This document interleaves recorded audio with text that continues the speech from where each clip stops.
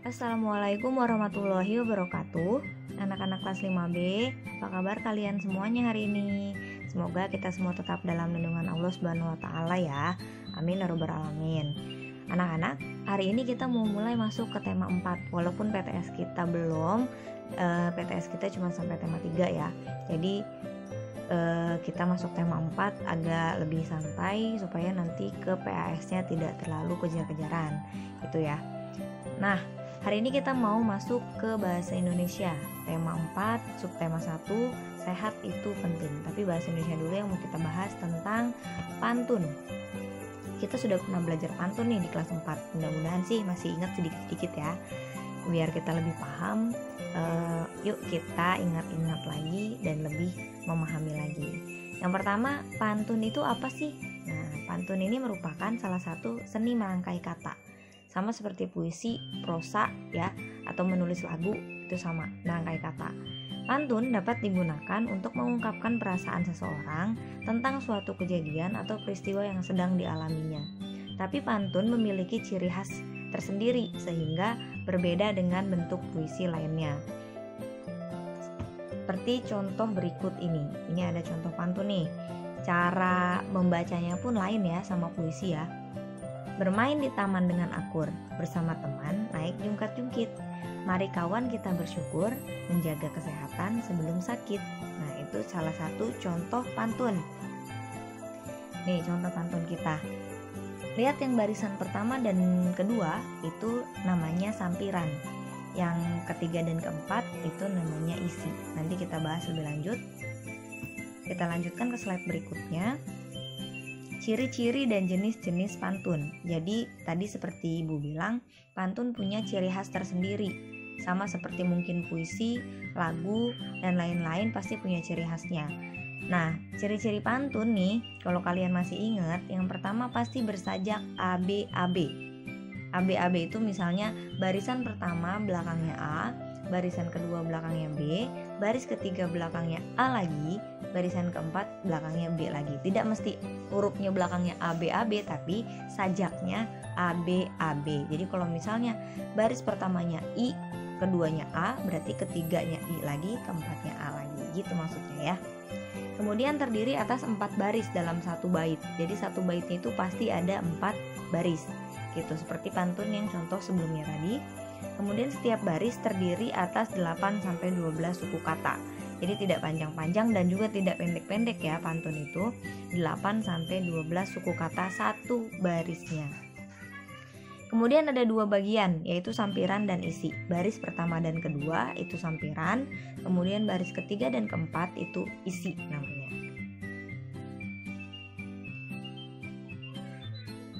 Nah, kita mau menjelaskan isi pantun. Seperti yang tadi kita pahami sebelumnya, bahwa barisan pertama dan kedua itu sampiran namanya. Yang ketiga dan keempat itu namanya isi. Isi itu apa? Jadi isi itu makna pantun, jadi arti pantun. Jadi pantun itu berbicara tentang apa? Atau membicarakan apa gitu di dalam pantunnya itu. Itu ada di paragraf. Itu ada di baris ketiga dan keempat. Makna pantun di atas adalah anjuran pentingnya berolahraga agar tubuh menjadi kuat dan bugar. Coba kita baca dulu nih. Bawa paku dan juga palu digunakan untuk buat pagar. Olahraga rutin sangat perlu, tubuh jadi kuat dan bugar. Nah, jadi isinya atau maknanya pantun itu, pantun yang ada di atas ini adalah anjuran atau ajakan bahwasanya olahraga itu penting gitu agar tubuh menjadi kuat dan bugar. Itu isinya ya. Jadi maknanya. Kita bisa tahu maknanya dilihat dari baris ketiga dan keempat dari pantun tersebut gitu. Kemudian jenis-jenis pantun. Jenis-jenis pantun ini ada bermacam-macam. Yang pertama jenis pantun berdasarkan usia. Nah, berdasarkan usia ada 3 nih jenisnya. Yang pertama pantun anak-anak, yang kedua pantun orang muda, yang ketiga pantun orang tua. Mungkin berbeda di bahasanya ya. Bahasa untuk anak-anak, orang muda dan orang tua biasanya berbeda tingkatan lebih sopan untuk yang orang tua gitu. Kalau untuk anak-anak ya mungkin bahasanya lebih sederhana gitu. Itu jenis pantun berdasarkan usia gitu. Kemudian jenis pantun berdasarkan isinya gitu. Ada dua nih. Yang pertama, jenis pantun berdasarkan isinya itu ada dua dulu. Yang pertama pantun nasihat dan pantun jenaka. Nah, contoh pantun nasihat nih kita baca. Jalan-jalan ke Gunung Pancar, sampai di sana melihat-lihat, peredaran darah akan lancar jika kita bergaya hidup sehat. Nah, itu pantun nasihat. Menasehati kita atau isinya adalah tentang nasihat atau anjuran atau ajakan. Ajakan supaya peredaran darah kita lancar, makanya kita harus bergaya hidup sehat. Itu pantun nasihat yang tadi. Kemudian pantun jenaka. Pantun jenaka ini adalah pantun yang lucu biasanya. Kita baca bareng-bareng ya. Berjalan sambil mengendap, tanpa suara mengumpat di balik kendi. Dari mana asal bau tak sedap? Ternyata dari kamu yang belum mandi. Nah, pantun jenaka ini isinya yang pantun yang kita baca tadi adalah candaan, bercanda tentang asal bau yang tidak sedap. Tapi bukan buat kata-kataan ya. Jadi hanya bercanda gitu. Kalau jenaka ini biasanya lucu dan juga candaan gitu. Itu jenis pantun berdasarkan isinya. Coba kita perhatikan pantun yang ada di bawah ini.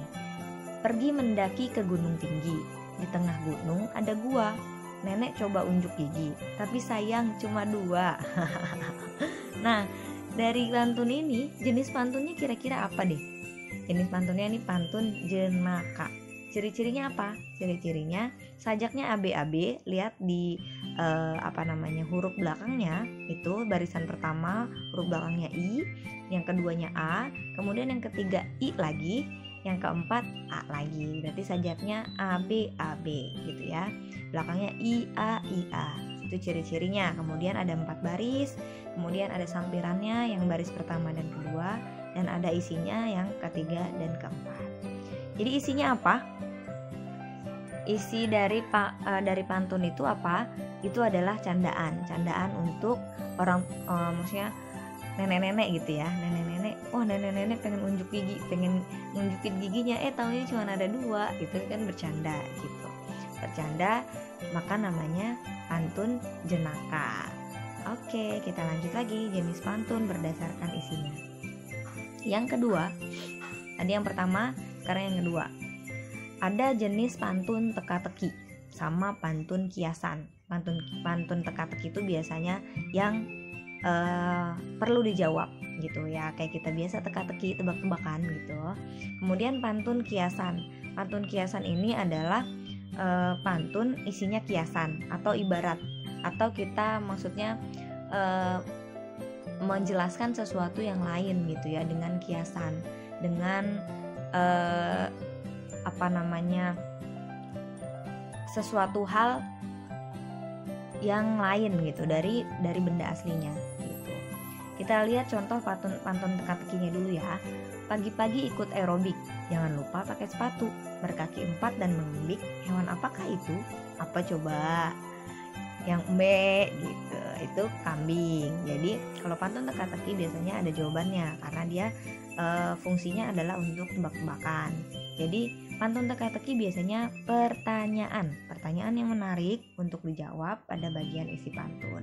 Kalau kiasan seperti tadi Ibu jelaskan, pantun isinya kiasan atau ibarat, mengibaratkan sesuatu dengan sesuatu yang lain. Gitu, kita baca contohnya nih.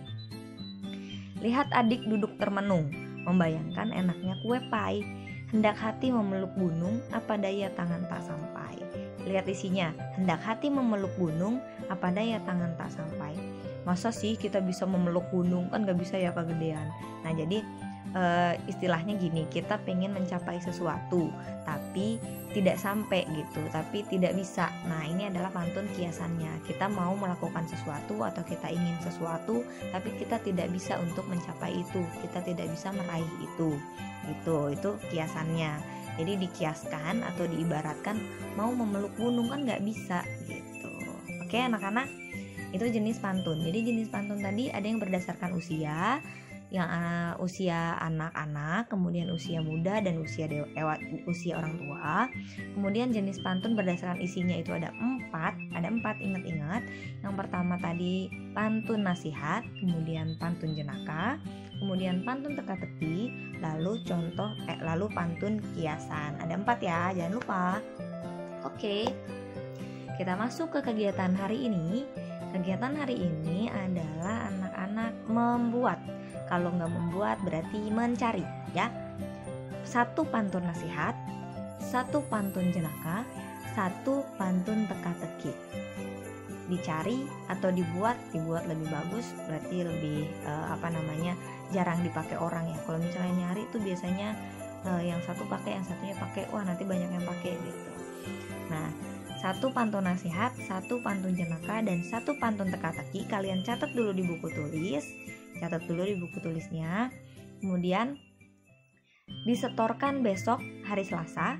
Disetorkan, caranya dibaca dari catatan yang kalian catat itu, dibaca lalu direkam dengan voice note. Baru dikirim ke ibu hari Selasa, bukan hari ini ya. Jadi hari ini mencari dulu, besok baru disetor dengan voice note. Oke. Sampai di sini dulu kegiatan kita hari ini. Terima kasih sudah menyimak videonya dari awal sampai akhir. Jangan lupa tetap jaga protokol kesehatan, tetap makan makanan sehat, tetap banyak minum vitamin, makan sayuran, makan buah-buahan, jangan lupa minum susu kalau suka ya. Jangan lupa, jangan main terus sholatnya, ngajinya, terus belajar, jangan main HP terus. Oke, anak-anak kelas 5B. Ya, terima kasih. Akhir kata, wassalamualaikum warahmatullahi wabarakatuh.